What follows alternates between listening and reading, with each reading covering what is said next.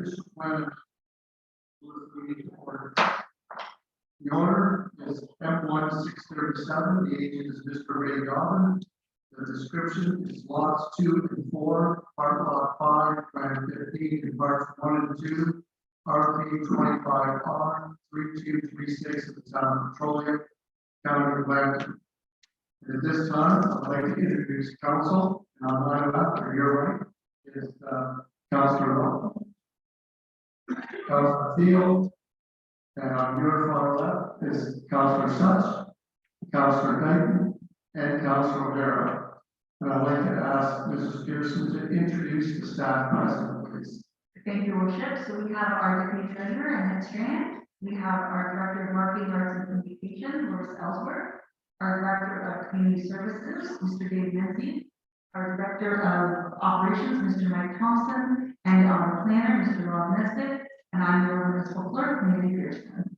And at this time, I would just like to make a note to everyone in attendance. I know Larissa spoke with you on your opinion, but anyone who wishes to receive any further information about tonight's meeting and the action of the council regarding the zoning bylaw amendment, please make sure you sign in and leave your contact information, email and mailing address prior to the meeting, and we will go from that. Thank you. Thank you, Mrs. Pearson.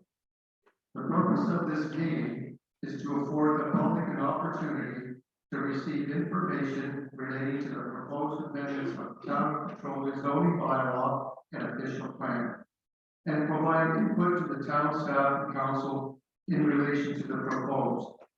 The official plan amendment would remove the significant wood lot designation from the lands owned by M1637. Agent is R. Dobbin Engineering Incorporated, and described as lots 2 to 4, part lot 5, plan 15, and parts 1 and 2, RP 25R 3236 of the town of Petrolia. The lands would be designated residential. The zoning bylaw amendment would remove the significant wood lot designation from the above noted lands. The lands would be zoned residential RH for holding and R1 for holding.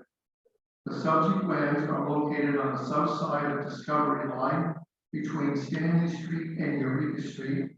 The amendments would accommodate a proposed plan subdivision. At this time, I'd like to ask our senior planner, Mr. Rob Nesbitt, for his report, please, and I'll take questions after. Thank you very much. And again, with the number of people in attendance, I'll read our report pretty much. So with regards to background, portion of the subject lands is designated as a significant woodlot by the Petrolia official plan, and identified as a significant woodlot by your zoning bylaw. However, the woodlot was removed in 2013 to 2015. Prior to being removed, the County of Lambton's Woodlands Conservation Officer carried out a site visit to the property and determined that the woodlot was not governed by the Woodlands Conservation Bylaw. Although the woodlot was legally removed, Schedule A of your official plan and Schedule A of your zoning bylaw, which are your land use maps, have continued to designate and identify that area of the subject property as a significant woodlot. The applicant will be submitting an application for a draft plan of subdivision for the entire property. It is expected that the subdivision will include lots that would be completely or partially located in the area designated and classified as significant woodlot. Since buildings and structures are not permitted on lands designated significant woodlot and would not appear to be permitted on land identified as a significant woodlot in the zoning bylaw, the proposed amendments are needed to help accommodate the proposed plan subdivision. Looking at provincial policy, as noted by the provincial policy statement, settlement areas such as Petrolia shall be the focus of growth and development. The proposed amendments will allow the entire subject property to be developed for residential subdivision that will assist in the town's continued growth. Another section of the permanent policy states that development and site alteration shall not be permitted in significant woodlands unless it has been demonstrated there will be no negative impact on the natural features or the ecological functions. However, there are no woodlands on the subject property as far as significant woodlands, and the proposed amendments to your official plans only bylaw schedules will properly reflect this. Lastly, another section states that development site alteration shall not be permitted on adjacent lands to natural heritage features in the areas. The comment there is that in the context of the subject application, the provincial policy statement defines adjacent lands as those lands contiguous to a specific natural heritage feature or area, where it is likely that development or site alteration would have a negative impact on the feature or area. A comment there is that the lands that will be the subject of the proposed official plan amendment and zoning bylaw amendment are not located adjacent to other natural features, including features found on the Stanley Street road allowance and property to the west of the road allowance. County official plan. County official plan states that local municipalities are encouraged to protect woodlots. This section further states that local municipalities should identify significant woodlands in their official plans and zoning bylaws, using mapping contained in the county's natural heritage study, which was prepared in 2014. It would appear that the wooded area on the subject property was included in the Petrolia official plan through this study. However, as noted, the woodlot was legally removed following the County of Land and Woodlands Conservation Officer determining that the woodlot was not governed by the bylaw. Looking at your town official plan zoning bylaw, subsection 5.2.1 of your official plan states that the town will designate significant natural areas on Schedule A and will encourage those lands that exist on private property be maintained in their natural state where possible. Development and site alteration shall not be permitted in significant valley lands and other significant natural areas. Although your official plans only bylaws land use schedules indicate the existence of a significant woodland on the subject property, the wooded area was removed a number of years ago. Land use schedules also identify a significant woodlot bordering the west boundary of the subject lands. The east edge of that woodlot is generally located along the Stanley Street road lens. That road lens is owned by the town. A environmental group, Wood Environmental Infrastructure Solutions Group, has determined that the proposed subdivision is expected to have minimal long-term impacts on the natural environment. The report includes a number of preliminary mitigation measures that might be used to address any direct and indirect impacts. The applicant is advised that more specific mitigative measures will need to be identified by the consultant when the draft plan of subdivision is circulated for review and prior to the public meeting being held. Input from the Ministry of Environment, Conservation and Parks and the Conservation Authority will be helpful in evaluating the consultant's recommended mitigated measures. With regards to the Conservation Authority, the authority has noted that because the woodlot was removed, they have no concerns with the proposed application. The Conservation Authority notes that a portion of the property is regulated under the regulations because it is located within a flooding and erosion hazard. This includes some of the lands that are the subject of the proposed official plan and zoning amendment. Additionally, the Conservation Authority has noted a significant woodlot area directly west of the subject plans. Future development proposed near the hazard and/or heritage features, including the proposed plan of subdivision, will require the Conservation Authority to review, and the application for draft approval of the plan of subdivision will be circulated to the Conservation Authority for its review and recommendation. So our summary recommendations. Schedule A of your official plan, Schedule A of the zoning bylaw, designate and identify a portion of the subject property as a significant woodlot. The woodlot that occupied that portion of the property was removed a number of years ago, and the removal of the woodlot was allowed by the county's woodlands conservation laws. Subject lands are not located in the vicinity of the woodlot or other natural features that are found in the properties to the west. While the applicant's consultant has suggested some preliminary mitigating measures that should apply to the future development of a subdivision, measures are not applicable or relevant to the area of the site that is subject to the proposed official plan amendment and zoning bylaw. So the area that we're dealing with is an area in the east portion of the woodlands, near the west boundary. So based on our review, we provide the following recommendation. One, staff recommends the proposed official plan amendment, which will redesignate the portion of the subject property that is currently designated woodlot to the residential designation be approved. Secondly, staff recommends the proposed zoning bylaw amendment, which will remove the significant woodlot classification that applies to a portion of the property from Schedule A be approved. That property will continue to be zoned residential 1 with a holding provision. The holding provision will be removed upon the granting of draft approval of the plan subdivision on the applicant's property. Thank you, Mr. Nestor. So our plan now is I will have the people that registered to speak. We will go through those, and then I will open it up to any other member request we would like to address council. First on my list is Rick and Gail Trombley. Would you like to come forward, please?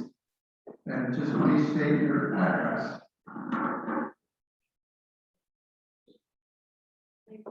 Rick and Gail Trombley, 243 South Street.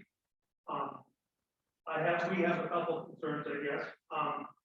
The woodlot, we live right by the woodlot where it was, and we've been there for over 30 years.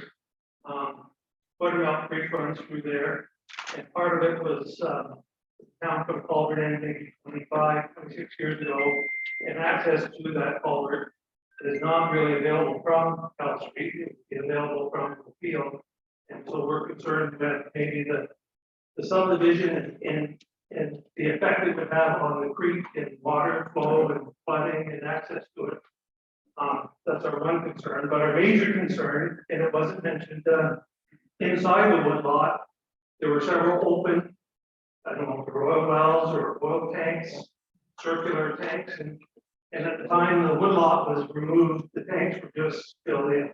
And I'm not sure if that's the proper procedure for it, but I would think there was environmental issues that would be concerning to a new subdivision there where you're building roads and houses on areas that aren't very stable. And there was one large oil well that was probably 30 feet across, and there were several smaller ones inside that woodlot, and they disappeared. And I'd be concerned about building on that. Just, Mr. Nesbitt, we'd like to address that. I could probably start. I think whatever is found has to be capped by the developer at their expense. Go ahead, Mr. Nesbitt. Yeah, yes. When the plan of subdivision is submitted for approval, there will be reports required with regards to any features on the property that need to be cleaned up, including Well, they were very large And they features, and tested the property, but they picked and choose where they tested. they they will selected have, not to. Yeah, they will have to be properly addressed. we Yeah. do know they filled it in improperly. And as far as the drain, there is a minimum requirement as far as a setback from the drains off the bank, so there won't be any buildings allowed that would be in a potentially hazardous situation. So that's why I noted that some of the property is been identified by the conservation authorities as being incorrect. So they will likely recommend what measures for ensuring proper setbacks. And they will deal with the subdivision. Today, we're just looking at the rezoning. Our main concern would be the oil wells and building in an area that's an issue. I would be concerned. Thank you. Next, we have Mr. Norm Sutherland.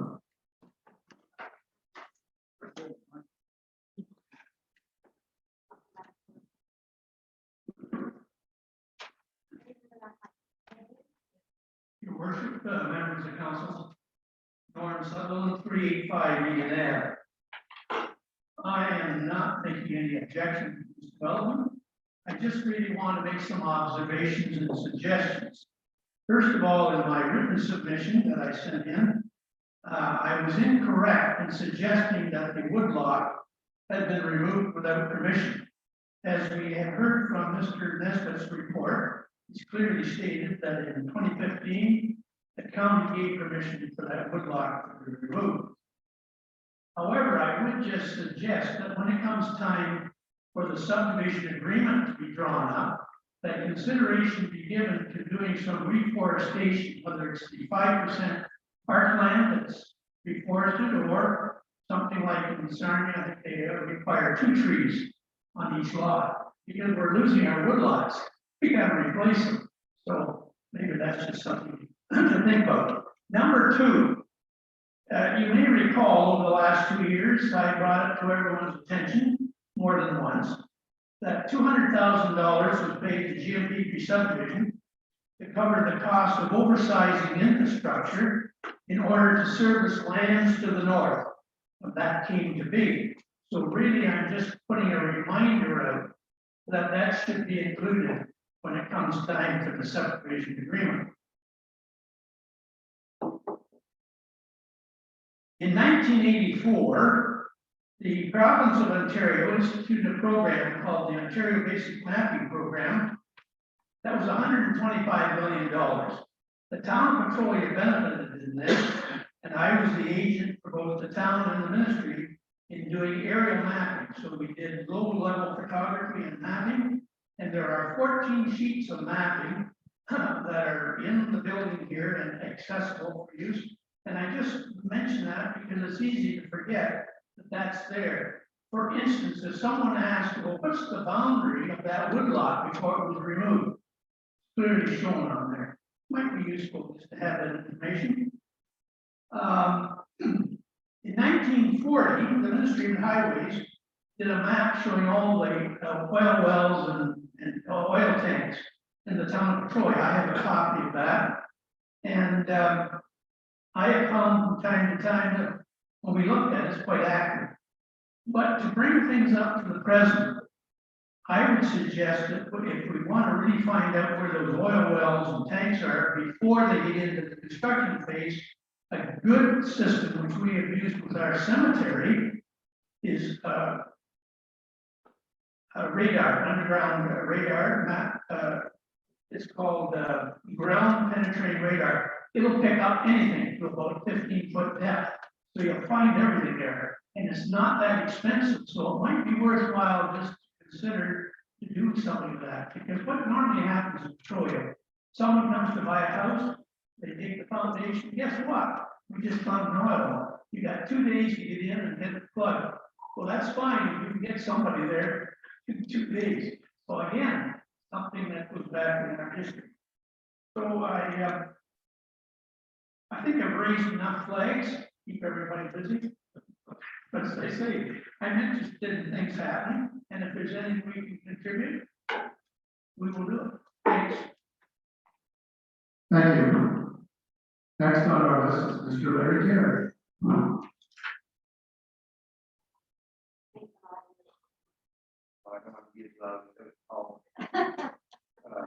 Mayor and council, I appreciate being able to speak on a few issues and a few concerns I have. First of all, an oil well is not the same as an oil tank. Storage tank. Those storage tanks that we're talking about are sometimes 60 to 80 feet deep. I don't know how far, but they are deep. And some of that woodlot talking about is in that tank. You didn't know it. I know it, that's not. And another concern I have is, has anybody taken into consideration the amount of water that comes down that Buttermilk Creek? How much is coming from the Enniskillen Township? I can name 4 spots where they empty into this creek. And all the way across, and part of the Troy line comes in Buttermilk Creek, eventually in Reed Street. There's 3 storm sewer outlets coming off there into Buttermilk Creek. Excuse me. And also, I think there's a new policy with COVID, or treatment plants being covered, looking out for COVID. Sewage treatment plants, checking for COVID. Because this area has septic flowing through it. From the houses on Discovery Line and Stan Head, everybody know that? Okay, so if you're putting in a retaining pond somewhere down the road there, what are you doing? You're having a septic pond, which is COVID, and these retaining ponds also become stagnant, and you have the West Nile virus to look at. And there's a couple other things, but I just want to let you know that we as neighbors are concerned about what's going on, and the soils testing that's done was done to the west of these tanks, not anywhere near that I can see. So that, to me, that's an issue. I guess that's all I got. Okay, thank you, Larry, and that, all your comments are recorded, and will be considered. Next, we have Emily James. Emily, Your worship, I believe, the next 2 speakers registered, Emily James and Christy Martin. I believe they inadvertently registered for the wrong time of the public meeting. They spoke at our previous public meeting. okay, thank you, Mrs. Pearson. Bring us to Mr. Ben Barnes. Mr. Barnes here, please.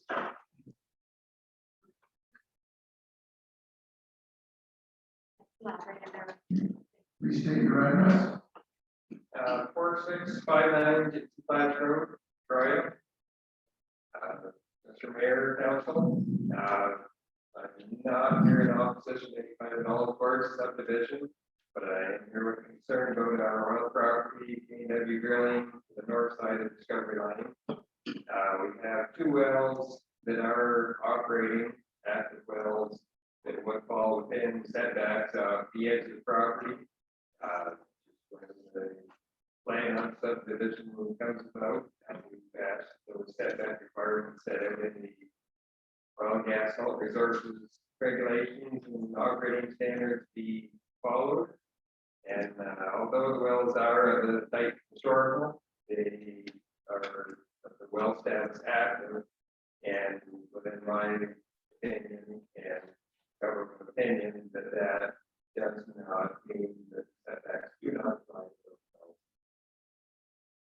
those. Thank you for coming to this public meeting. I'll open it up now. Is there anyone else here who wishes to address council regarding this public meeting? Mr. Garrett, go ahead first. One gets you next, sir. I forgot to mention that 2 years ago, we had a flood down our street, whole cul-de-sac right back to Ernest. And the water never got away for 24 hours. So something was holding up. That, you've got to remember that. I do remember, Chris. That's it. Thank you. Sir, if I come forward. Please state your name and address. Lord Potter, 4030 Applewood Drive. I'm not here to object to the planned subdivision. I'm just a little surprised that it's a woodland lot, whereas it's been agricultural forever since I moved in there or whatever, so. But another, like, point of information on the Stanley Street extension. that's owned by the township, will that be extended all the way through to Garfield? Or that's a separate issue from the zoning, the roadway itself? Can anybody address that? Mr. Nesbitt, can you respond to that, please?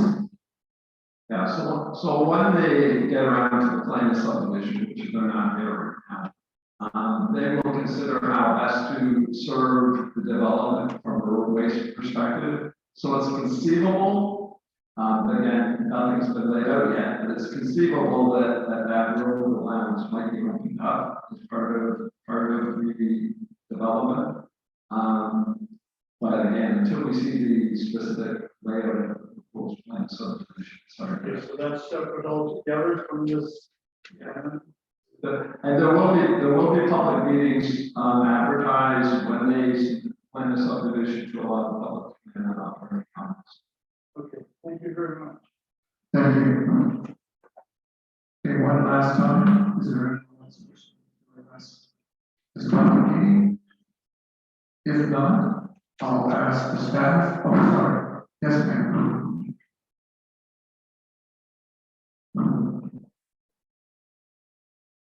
Linda Wallington, I work 44 Rapid. Maybe not, I know this is at the very beginning of planning, but, again, we're backing off to that creek. I heard a couple of things on the call, so I'm gonna read and, that was, maybe just to put it in a minute, that, our concern about how they're gonna address that.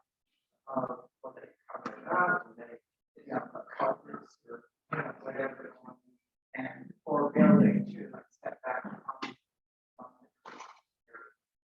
Mr. Nesbitt, go ahead. Yeah. Conservation Authority has identified a concern about potentially an area with some issues along the water, that water course. So they will be reviewing the proposed plan of subdivision when it's submitted. And they will likely have, there'll be a requirement under it's left open, under the zoning bylaw, that there's a minimum 50-foot setback off banks of water courses.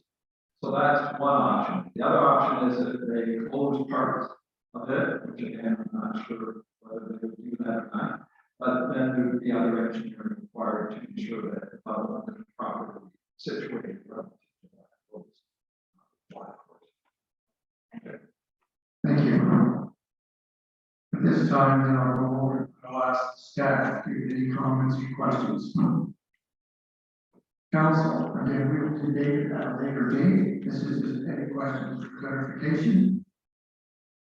Seeing none.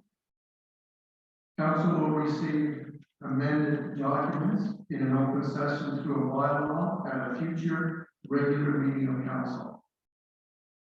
At this time, I declare the meeting officially closed.